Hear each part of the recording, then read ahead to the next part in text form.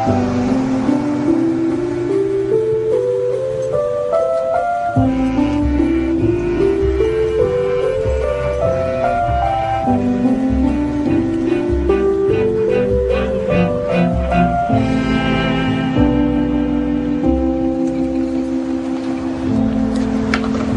thought we should take this walk together.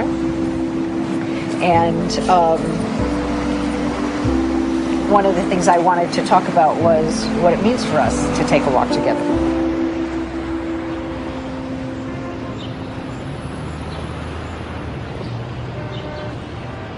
When I first asked you about this, you told me you take walks, you take strolls. I do. And can you say something about what that is for you? When do you do it and how do you do it? And what words do you have for it? Well, I think that I always go for a walk, probably every day. I go for a walk. And I always tell people that I'm going for a walk, so I use that word. And most of the disabled people who I know use that term also. Which environments make it possible for you to take a walk? I moved to San Francisco largely because it's the most accessible place in the world. Yes. And part of what's so amazing to me about it is that the physical access, the fact that the public transportation is accessible, there's curb cuts. Most places, most places I'll go, there's curb cuts, buildings are accessible. And what this does is that it also leads to a social acceptability. That somehow, because there's physical access, there's simply more disabled people out and about in the world. And so people have learned how to interact with them and are used to them in a certain way. And so the physical access actually leads to a social access and acceptance. It must be nice not to always have to be the pioneer. Yes, the very definitely. first one they definitely. First disabled person they've ever seen. And yes, I do, speak and think and talk and move and enjoy life and suffer many of the same heartaches that you do. And anyway, but what I'm wondering about is moving in social space, right? Moving, all the movements you can do and which help you live and which express you in various ways. Do you feel free to move in all the ways you want to move? I could go into a coffee shop and actually pick up the cup with my mouth and carry it to my table. But then that becomes almost more difficult because of the normalizing standards of our movements. Yes. And the discomfort that causes when I do things with body parts that aren't necessarily what we assume that they're for, that seems to be even more hard for people to deal with. Is that somebody's shoe? Someone's shoe. I wonder if they can walk without it. Yeah.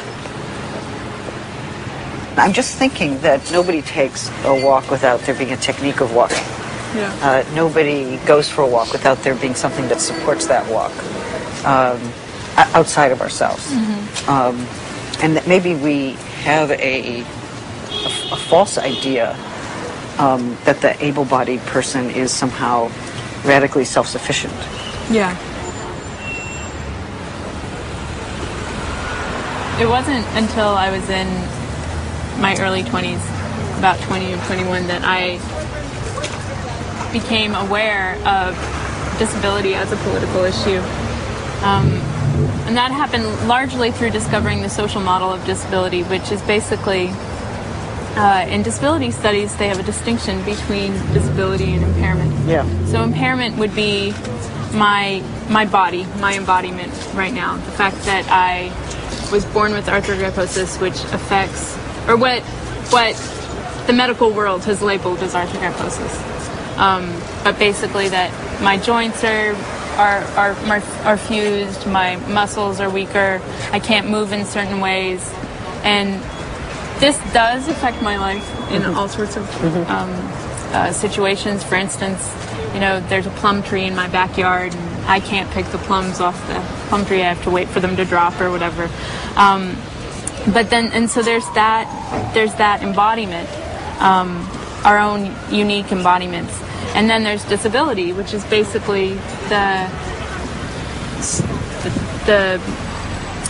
social repression of disabled people. The fact that disabled people have limited housing options, we don't have career opportunities, we're socially isolated, we're, in many ways there's a cultural aversion to disabled people. Mm-hmm. So would disability be the social organization of impairment?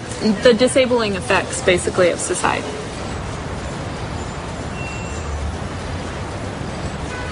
What happened? Did you come in contact with disability activists, or did you read certain things? I read a book review, actually. Oh, really? Yeah, I just read a book review, and when that happened, I lived in Brooklyn, and I would really try to make myself go out and just order a coffee by myself. Yes. And I would sit for hours beforehand in the park just trying to get up the nerve to do that. Oh. In a way, it's a political protest for me to go in and order a coffee and demand help, simply because, in my opinion, help is something that we all need. Yes. And it's something that is looked down upon and not really taken care of in this society when we all need help. Yes. And we're all interdependent in all sorts of ways. Should we stop and get me something warm? I don't know. How are you? That's pretty fancy. Let's go find something good. Yeah, I think it would probably fall off my shoulders. Although I guess we could try it on. Okay, so basically that's the back, yeah. So that would be... Yep. Okay. Other arm? Other arm.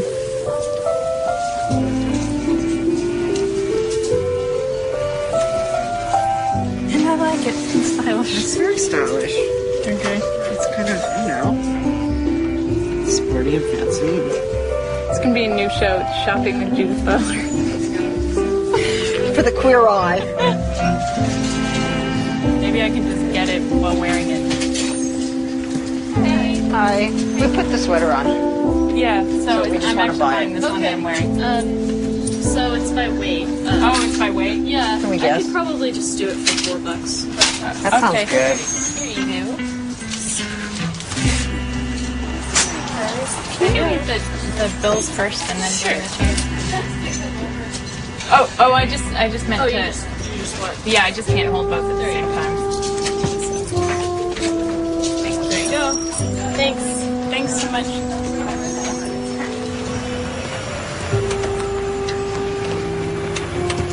I think gender and disability converge in a whole lot of different ways. Yeah.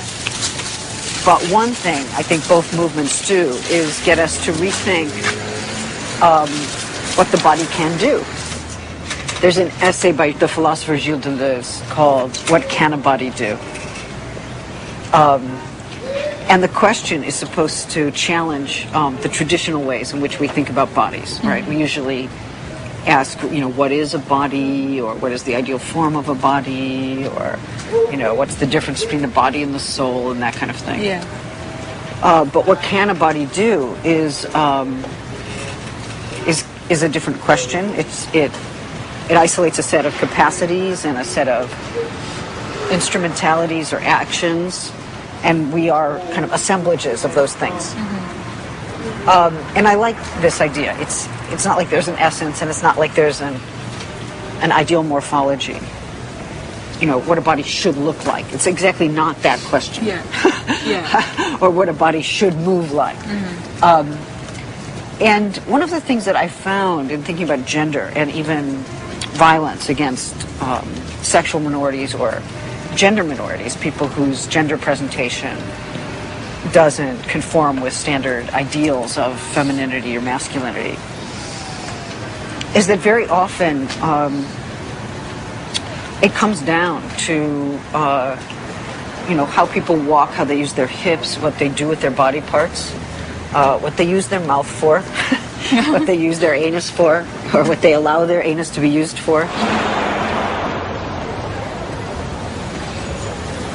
There's a guy in Maine who I guess he was around 18 years old, and he walked with a very distinct swish, hips going one way or another, and very feminine walk.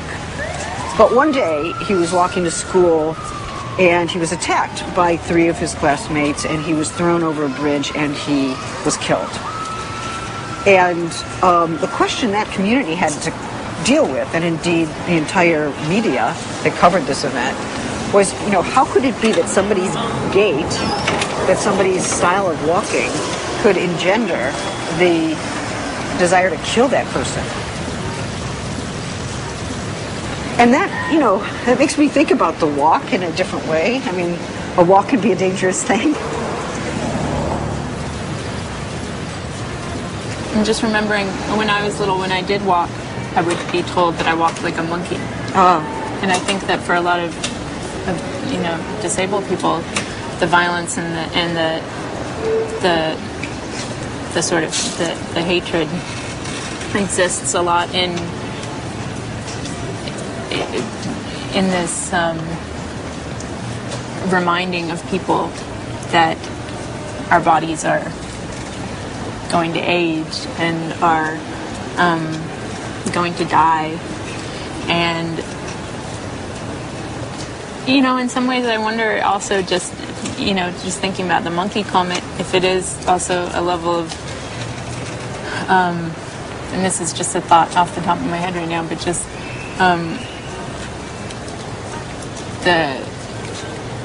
the sort of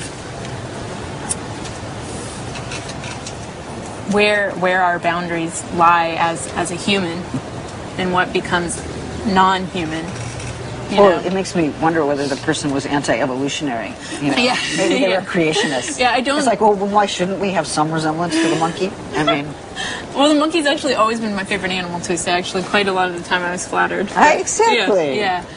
But that when in those in between moments of in between male and female, or in between death and health, when do you still count as a human? My sense is that what's at stake here is really rethinking the human as a site of interdependency. Mm-hmm.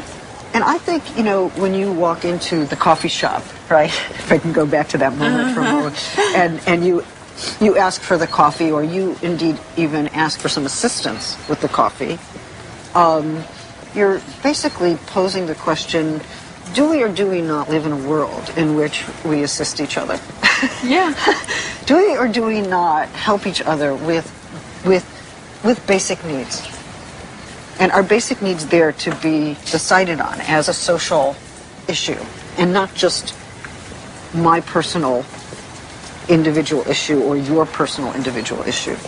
So, there's a challenge to individualism that happens at the moment in which you ask for some assistance with the coffee cup. Yeah. And hopefully people will take it up and say, yes, I too live in that world in which I understand that we need each other in order to address our basic needs. Mm-hmm. And I want to organize a social and political world on the basis of that recognition.